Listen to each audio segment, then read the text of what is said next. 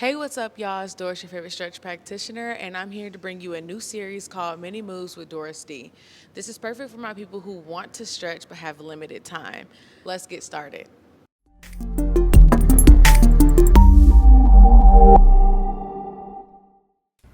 Okay, y'all. So we are going to focus on wrists and hands today, which I'm excited about because my hands are so swollen on the tail end of my pregnancy that it honestly hurts to make a fist in the morning. So this was perfect timing. I always start out my wrist stretches with some wrist extensions. I got this actually from cheer and gymnastics back in the day. So basically all you do is turn your fingers out towards you or away from you, and you lean back or start making circles. It feels heavenly on my forearms and wrists.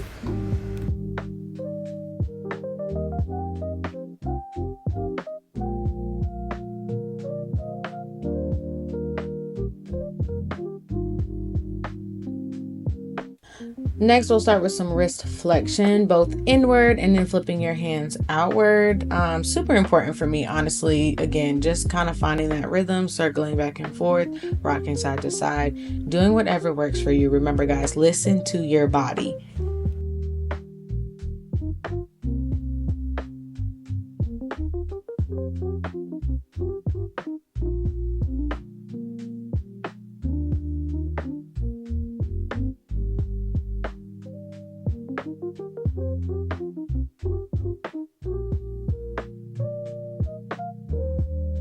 Then moving right into wrist rolls, guys. Remember that nothing to me has any sets, reps, or any times.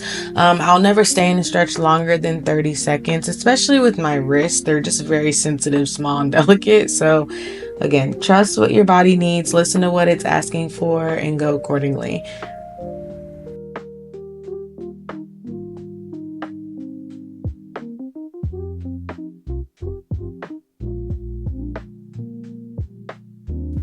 The next thing I want to do is use our squishy balls, and these in particular are melt method. I live by these. I stand by these. These are my favorite things on earth, especially for my hands and feet. One of my favorite tools for reducing tension and improving circulation. I use them every single day, and I'm not lying to you guys.